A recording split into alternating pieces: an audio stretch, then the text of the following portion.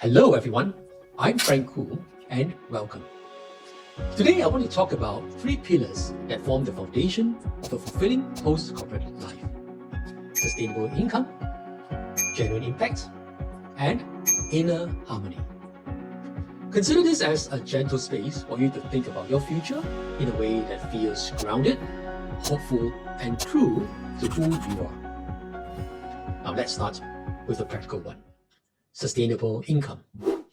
As much as we love the idea of purpose and meaning, we also have real lives to live, real commitments and responsibilities that we have to take on.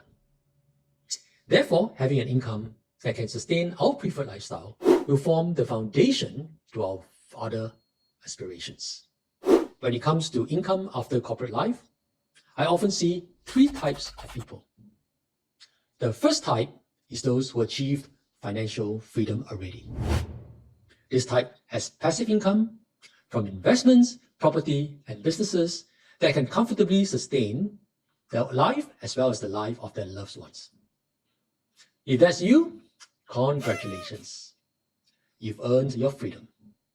Your next chapter can be designed based on your choice, not necessity. You can then consider things like, what would you want to learn or build next?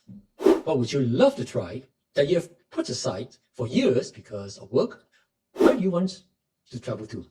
In other words, you can fully align your life to your current passion. The second type is those who have not yet achieved financial freedom. If you are here, you still need to generate income, maybe for the next 5 years or so.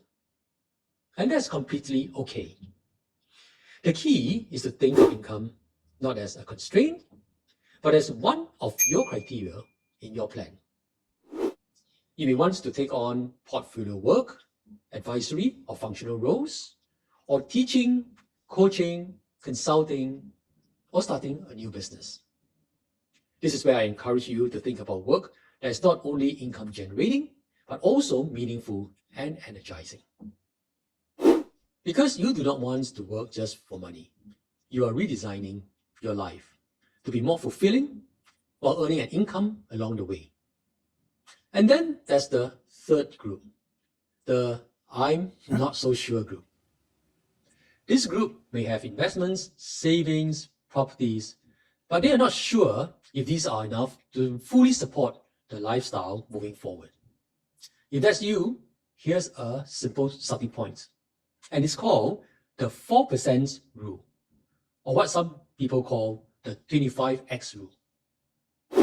Now, to put it simply, if an investment can generate about 4% a year of interest or dividends to cover your living expenses, you are roughly financially free. Or just flip it around, if your investable assets and savings are 25 times your annual expenses or more, you belong to the first category of people with financial freedom. But if they are not, then you belong to the second category of people who still need to earn an income. This quick heuristics came from financial advisor William Bengen in a 1994 study analyzing historical investment returns to find a suitable withdrawal rate for retirees. But don't worry too much about it now. I'll have another video to explain this more clearly. And if you really want clarity, do speak to a credible financial advisor, not one who treats you like a commission generation machine, but one who truly partners with you and one with strong financial credential. And so you've gone through this, then ask yourself, which of these three groups are you in right now? And knowing where you stand financially gives you the confidence to explore meaningfully, without anxiety, and with a clearer sense of possibility. Now, once the foundation is set, most executives start asking a deeper question. And that is, so what can I have that gives me more choice? And what impact do I want to make? Now, impact doesn't need to be heroic or grand. And often, the most meaningful impact starts very, very simply. I like to think of impact at 3 levels. The first level is impact on self. This is about returning to the things that bring you joy and satisfaction. Maybe it's a hobby that once made you feel creative, a craft you wanted to master, or desire to express yourself in new ways. For many people, this can feel unfamiliar. They have spent decades pleasing their bosses, managing expectations, and hitting targets. So when I ask them, what do you want? Then many people do not know how to answer. But for you, now is your time to explore that more confidently. Let me share my experience. Many of you know I left my full-time corporate job and started my company, Nextplay, about 2 years ago. At that time, my goal was simply to be able to manage my own time, do things I love with people I love to do them with. To me, it was a time of exploration and experimentation. And all these I hardly had opportunities to do before. It was important for me then, as for many decades when I was in corporate, I was living my life for the companies I work for. Well, to many people, I was very successful. I was leading teams and businesses and holding titles which many people aspire to. However, I wanted more in life. I wanted to do things that are creative, allow me to contribute to causes I truly believe in, and focus on my health. In other words, delivering positive impact for myself. The second level of impact is impact on your friends and loved ones. To do this, just ask yourself, what are the relationships that matter most to you right now? These may be relationships that have been stretched thin during the busyness of your corporate life, but you now have an opportunity to reconnect, deepen, heal, or simply be present. Impact doesn't always look like a big gesture. Sometimes it can simply be breakfast with your spouse, or being at home when your children need someone to talk to, or spending time with your aging parents, or even simply creating new memories with people who matter. The third level of impact is impact on our community or society.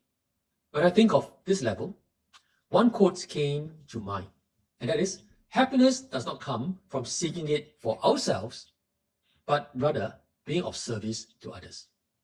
Such service doesn't need to be earth-shaking either.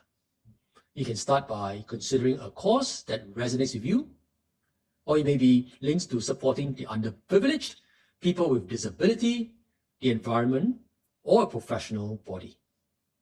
Just start small and start with what moves your heart. Impact is not about scale. It is about alignment and happens when your gifts meet someone else's needs. Finally, let's talk about something many executives ignore while they are in corporate life, and that is inner harmony. In your next chapter, true success does not need to be measured by your title or salary anymore.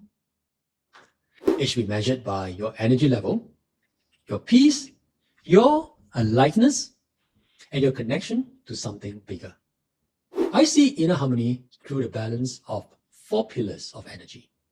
Firstly, the physical energy pillar. After working for decades, our bodies hold many years of stress due to long hours, bad posture, back-to-back meetings, and bad eating habits.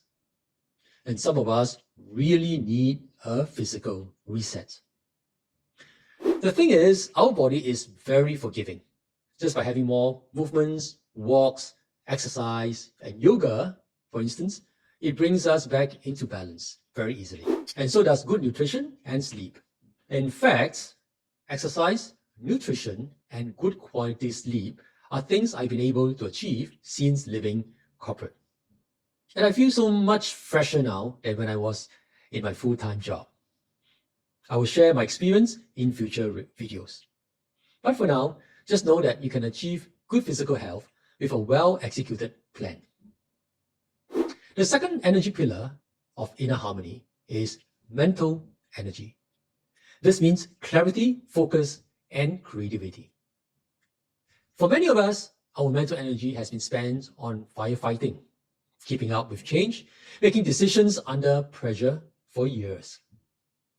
And that's why we sometimes feel our mental energy depleted at the end of the day. The next chapter is your chance to reorient your mind towards learning, meaningful work, and a sense of curiosity. When you do, you'll find that you can become more alert, less easily tired, and better able to focus even as you age. And scientists call this neuroplasticity. It's the brain's ability to form new neural connections throughout life, allowing it to adapt to new experiences and become better as a result. I'm currently pursuing an executive master program while running my practice of helping people plan for their next chapter. And by combining my studies with my work, I actually feel more mentally alert than before.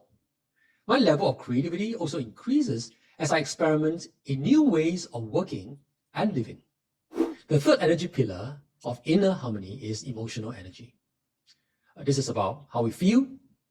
And studies have shown that a consistently positive emotional state brings about a stronger body immune system, deeper relationship with people, and better ability to cope with change. There are many ways to improve emotional energy, which we will get into in future. And lastly, spiritual energy. People with high level of spiritual energy feels connected to something bigger than themselves. It can be God or faith, and some find it in nature, some in pursuing a purpose or calling, and some simply in seeking inner peace. One of the most important shifts is understanding that these four energies support one another. For instance, when you are mentally exhausted, a physical workout can lift you. Or when you are emotionally drained, a meditation or prayer can soothe you. And when you feel spiritually disconnected, spending time with people you love can bring you back. Inner harmony doesn't mean every energy pillar needs to be at their highest level at all times. Rather, it means all pillars are connected and one can balance the other. I will share more in future videos on how you can balance your energy level to achieve inner harmony in life. As you move into your next chapter, remember this: you are not retiring. You are simply redesigning your life. You're not stepping back, and you are stepping into a new season where your wisdom, experience, and humanity matter more than ever. Sustainable income gives you confidence, genuine impact gives you purpose, and inner harmony gives you peace. And all these three together form the foundation of a life that is not only successful, but meaningful, joyful, and deeply fulfilling. So take your time, be gentle with yourself. You've spent decades taking care of others. This chapter is for you. So make the best use of it, and remember, your best years are ahead. Thank you for watching.